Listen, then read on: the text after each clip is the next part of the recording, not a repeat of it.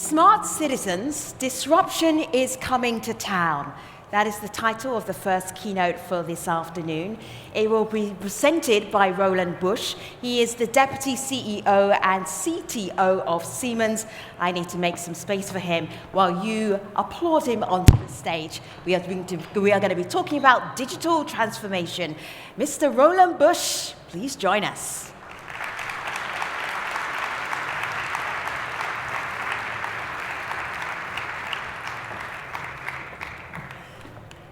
Backstage, I asked Mr. Busch if he could work out how to use the clicker. He said, I am the Deputy CEO and CTO of Siemens. I think I can work it out. I should figure it out. Looking forward to it. Thank you. Good afternoon, ladies and gentlemen. I will share with you some thoughts on how IoT, the Internet of Things, is going to change cities, make them smarter for the next generation. Let me talk a little bit about cities first. This is Beijing, Hebei, and Tianjin. They call it Jing-Jing-Ji, which would be a giga city in the future, hosting how many millions of people. This is a giga challenge too. And there's one reason, by the way, why Beijing is going to connect Tianjin and Hebei. It's just because the city cannot stand the traffic and the amount of people anymore. So they're going to connect them with high-speed trains. But this is only the tip of the iceberg. By 2030, there will be something like 43 cities with 10 million and more people. But this is only the surface. Below that, you have the smaller cities. Half of the population by 2030 will live in cities which are smaller than 500,000 people. So therefore, this is much, much more challenge which we see. And these cities are growing even faster.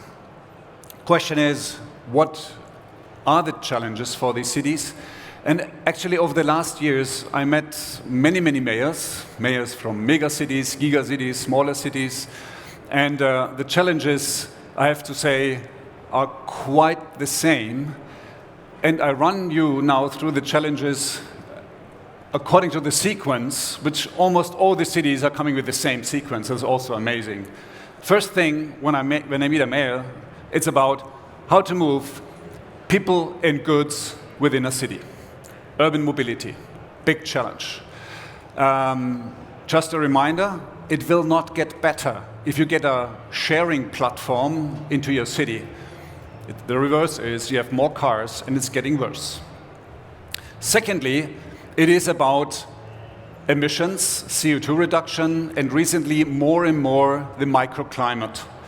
So the particles, 2.5 particles damaging your lungs, that's something which is really getting severe, just because the people don't want to live in these cities anymore. I mean, if I want to delegate a person from Siemens to Beijing with children, I have to say sometimes they just refuse because they don't want that their family grows up in an environment with such a bad air quality. It is also about CO2 reduction. Almost all cities do have a CO2 reduction target, which brings me to the energy supply, which they're worrying about. The next is about the infrastructure, which is normally running out, underinvested in many, many cases. And infrastructure is everything from the mobility infrastructure, the energy infrastructure, but also the housing. And then the last point is about security. Recently, more and more cybersecurity. If a city doesn't have a secure place, it will be very, very dangerous for the city because it will eventually not grow anymore. Give you just one anecdote. In a big conference like this one, there was an urban planner. He was asked by a mayor, how can I grow my city faster? And he said, it's very simple. Build a good university, hire the best professors in the world, and wait for 20 years. Why I'm saying that? Because you will not, these talents which he wants to attract, they can choose where they want to live. They will not choose a place where it's not secure. So don't underestimate the level of security, which is so important. So question is now how do we create smart urban environments for future generations? And actually, it is about Internet of Things. It's about digitalization in a broader sense. And there are actually two ways how you can do that and deploy technologies. One is more optimization, incremental improvements while deploying digital technologies. And I give you a couple of ideas how that can look like. And let me start with, again, how to move people within a city. It is about trains, optimizing trains. When I talk to a metro operator and I ask him, what are your biggest headaches? The answer is doors, followed by gearboxes and then some other stuff, maybe climate. But the doors are the big headache. What we do is we are deploying our IoT platform to our trains. And meanwhile, with very, very good algorithms, we can predict with a lead time of 7 to 10 days which door on a train is going to fail and why. So it's very easy to pull the train aside, repair the door, and bring it back. So we are heading for higher availability, even higher than 99%. One idea, our high-speed fleet in Russia, which runs between Moscow and St. Petersburg, is meanwhile running 13 million kilometers without a technical failure. We do have failures, but we could predict them and repair them before they make this train stop. Another example, this is from a shopping center in Finland. This is about optimizing buildings. And it's not only about reducing the energy consumption, just by automating the building in a different way, eventually having flexible drives for the compressors. It reduces the CO2 reduction, but it also creates a better climate. We are also working on technologies which help malls, guiding people through the malls, or guiding people from a train station through a mall to another train station. And I think you also figure out why we do that and what's the business model behind. This is similar on which maybe any big airport does in order to create additional value. The next one is a short view on what we do regarding air quality management. And I think, wait a second, that should be a movie, but I explain it to you. What we do is we are putting sensors into a city which are measuring the air quality. And the first thing is you have to put them in a city in a smart way. So you have to not multiply thousands and thousands of sensors. If you do it in a smart way, we can choose some places which gives you a very, very good idea how the emissions are. Obviously the crossings in some places inside and outside the city, collecting the micro and the macro climate. And then what we do is now we can predict for 5 days what is the air quality in this crossing, in this part of a city, how does it look like? We can also predict that for, if a city wants, for the next 10 years. And then we have either measures which are impacting the climate in the next 5 days, or you can go for measures which are impacting the climate for the next 10 years, depending on the choice what you want to have. Normally the mayors are looking more short-term. They're asking us, what is the measure, what can I do in terms of, let's say, lowering the pricing for metros or increase the pricing for parking lots. Some cities are talking about pricing the streets itself, the infrastructure, which I do believe any kind of city with more than 1 million people, sooner or later, has to adopt it. Only problem is, mayors normally don't want to do that because the probability of not being re-elected after that is rather high.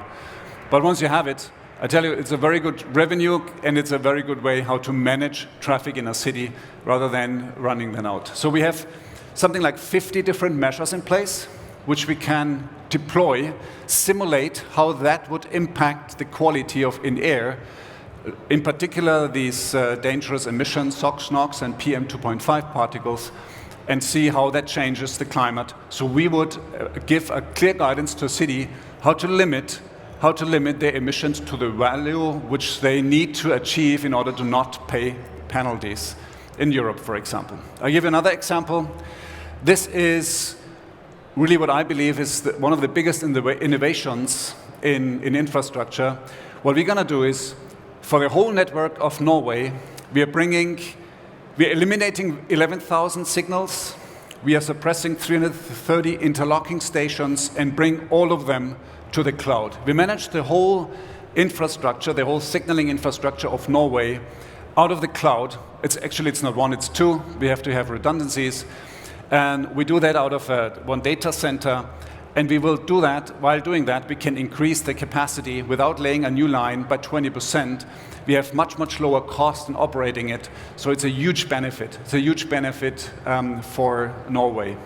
The last example, talking about incremental improvements, is a platform with a software we acquired recently. It's Hakon. This is one platform. We have 100 million clicks a day where we are combining different modes into one platform. So, and this is the point what I was mentioning before. If you have car sharing in a city, traffic will not get better because there's no incentive for a car sharing company to push traffic to public transport where it's supposed to be. So therefore, we need to make this end-to-end trip planning easier in combining different modes in a way that the customer is satisfied according to his needs. Is it about going there with the lowest CO2 footprint, lowest cost, or as fast as possible? So these are the ways how we can optimize a city going forward. But then there's another way of doing that, which is more the disruptive way. And the disruptive way, this is all about tearing down silos.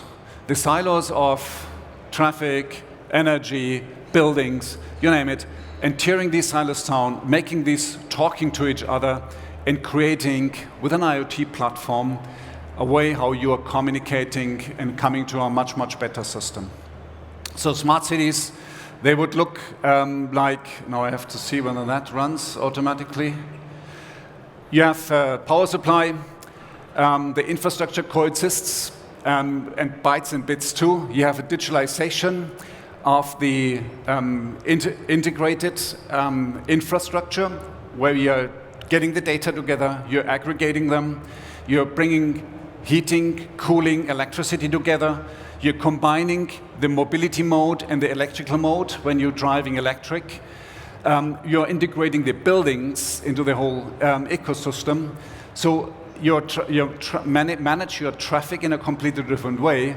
And on top of that, you're putting your air quality management. If you have that under control, then you have a real impact how you can really manage a city.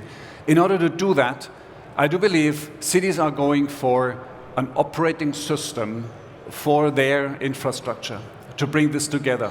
The combination of the different data, which are sitting currently in different silos, which are not talking to each other at all, is something what we believe is one of the biggest levers which we have in order to make cities smarter.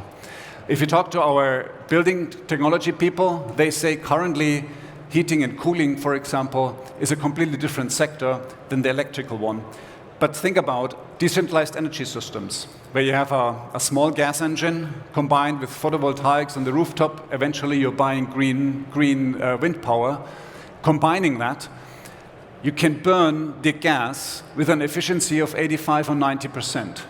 The best power plants in the world, combined cycle, reaching an efficiency of 64, maybe soon 65, that's about it. So that means you are much, much more eco-friendly. And then you're creating a prosumer too. So you eventually have a battery, which is in your basement, and you're also providing energy to the grid, selling energy using blockchain technologies, so you can very, very easy connect and trade your energy. And this is a way how our whole energy systems in the world are changing from a centralized power supply to a decentralized power supply, which allows you to integrate renewables in a much better way, storage, and again, combining heat and cooling. What we do is we have developed we call it embedded city box, which does a lot of things. It integrates a lot of sensors. There's a blow-up of this box. It's a very modular approach. You can have it with a camera or not. You have standard sensors which are measuring SOx and NOx and particles, noise, vibration, you name it. And you can load it fully if you want, but you can also select certain pieces. It's completely modular. You can put it on any street light.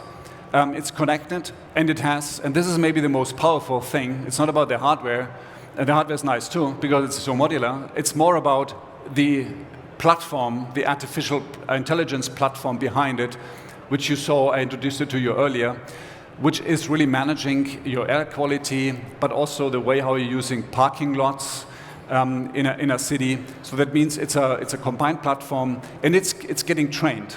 The more data we are getting, the longer we have experience, the better the system goes, and the more use cases you will find in really improve the city. We are currently testing it in Hong Kong in curb space.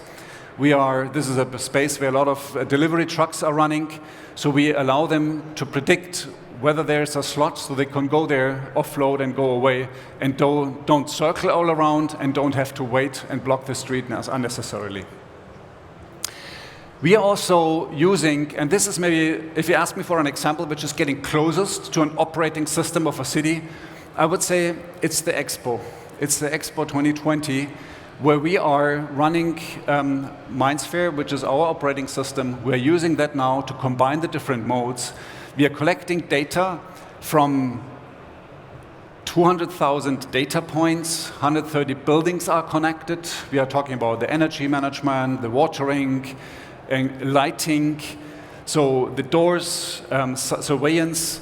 We are connecting all these different data. We are bringing them via data integration to a data lake, and then we have MindSphere and applications on top. It's an open platform, so we have third parties which can develop their applications based on the data which we are providing. So this is the whole idea about connecting the silos and integrating the data in a way that application developers can access easily without even knowing where the data are coming from, in connecting and create use cases. I'll give you a short impression of what's happening in Dubai.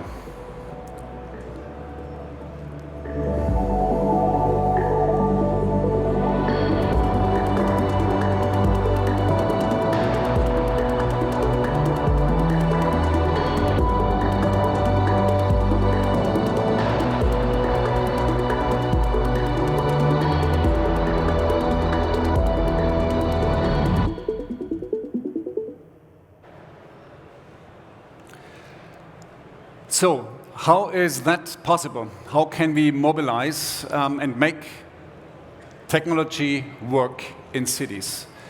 And very often, and you know that, we are talking about public-private partnership. I think this is the cornerstone. You have to bring these three parties together in order to make it happen. We have a lot of experience in doing that, and this is, I think, the core element to start. But I give you an idea, it's not only P to the third, I do believe it's P to the fifth, because planning is one of the things which we are missing very, very often. If you plan wrong, I tell you, you can deploy technology as you like. It will not do the trick. And I give you a couple of ideas. Planning meaning that you don't plan a city that you say you have a living space and a working space, and then you're shuffling people back and forward. It doesn't work. Planning also means that you have to predict where is the most of the traffic going to and coming from, and where would you plan your metro backbone in a city? How would you plan then your bus routes, connecting it? So the feeder system, so to speak. How would you plan to integrate a car sharing company in order to really make it supporting your backbone? So there's a lot of things, including the way how you're planning your housing and social housing. And there's another one, it's about people. If you do not engage your people from the very beginning, if you don't explain them what you want to achieve, what is getting better if you do that and that, because sometimes you really, I mean, we have a project currently running in Riyadh where there are 6 lines built at the same time. If you don't explain to the people why is it getting better, you will get complaints. So they're complaining anyhow because it's a lot of traffic jams now. But this is something you have to take the people with you. And this is the point that I say, I think P to the fifth is making the trick together with new business models and, of course, a very solid IoT platform. Last thing, don't forget about cybersecurity. The more technology you're deploying, the more vulnerable you are getting in order for any kind of attacks. So from the very beginning, you have to have the right concept of how you would embed a cybersecurity concept from the latest device, sitting at the edge, to the cloud. It has to be a holistic approach and make it cyber secure, robust, and then cities can develop and IoT can make cities smarter for the next generation. Thank you very much for your attention.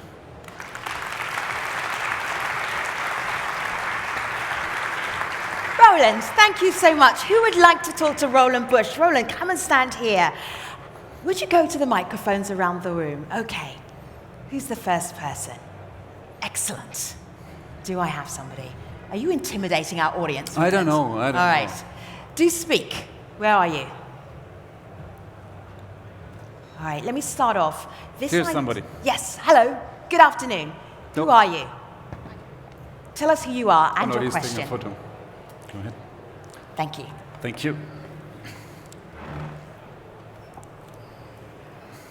Hello. All right, let's start, Roland. First of all, this idea about disruption. Does it have to be shaking everything up? Is that the only way for progress to happen? I do believe that you have to combine it. You have to start, normally you have a legacy system in a city, and you have to start improving it. This is the incremental investment that you do, and with that, you can really show first improvements.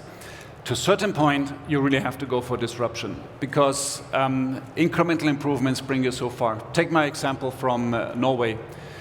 Incremental improvement of the signaling system, that brings you just to a point where you say you have another 30 or 50 interlocking systems, make them smarter, but really making a breakthrough there, you really have to go for the full 9 yards of rolling new technologies in. So therefore, I do believe that is a combination, and each city has to choose the best way, what's their system looks like, where the pain points, and choose for the right way. Right. I'm just thinking about the way that Siemens is operating and working and thinking about the future. Did you share any of your secrets, or do you feel that it's so obvious that everybody has to do it, but you're just doing it better? Well, I don't think, except the real cool technology which we have in our backyard, which we don't share, obviously, and if, then we patented before. Except that I don't think that this is a big secret. I think it's really about solid technology. It's about a combination of having a good technology, good people. We need a lot of good people with new skills, but also a long-standing relationship with our customers. So domain know-how, AI expertise, and relationship with our customers, which is important. I mean, we are around since 172 years. We are calling so many customers ours, and we are known for a company who gets it done. We don't let our people, our customers down if problems are coming. So we are there, and we are there to stay. So therefore, I think it's a combination. And the other point, what I would like to mention is we are covering a broad range of different verticals. We are coming from the energy sector, the mobility sector, industrial sector, even healthcare. And we are able to really connect the dots because we are in so many different verticals. All right. Let me know where the questions are in the room. Good afternoon. Hello. Can you hear me? Yep. I can, very well, thank you. All right, awesome. My name is Pamela Gupta. I'm a cybersecurity strategist. The question I have, we are all talking about cybersecurity and the need for it, right? So when a city deploys your solution, are they supposed to take your word for it, or is there a way for assessing how secure your solution is? So if we deploy any kind of system, we are, first and foremost, we are explaining to our customer our architecture, how it works, and how we are embedding cybersecurity into it. And when I'm saying that, this goes even to the suppliers. So we give certain suppliers for key parts, we give them a certificate so that we know that they are also following our rules how to do that. This is the first one. And in doing that, we are deploying really latest technologies. We are also talking very much with startup companies, which have very often brilliant ideas, and we are really testing this technology with our experts and bringing it to the market, firstly. Secondly, we are offering to our customers also a kind of monitoring. So intrusion systems, which are, we have all around the globe, we have in the big regions as intrusion system, centers, where we are monitoring what's happening. So in case something happens, we are acting accordingly. And so this combination, I think, is something where I hope that our customers feel comfortable. But you have to stay tuned. You know, this is a race against the bad guys. You always have to see how you're deploying technologies, and we do that in a very smart way, down to the operating system and the kernel, the software kernel of the processors which we're using. Any challenges coming from your third parties that you're integrating with? Pardon me? Any challenges coming from security of the third parties? This is the point why you might have heard that Siemens created what we call Charter of Trust, where we're getting a couple of companies together in order to really go for a better way how to deal with cybersecurity. This has some 10 modules about how we train people, how we use technology, how we react faster.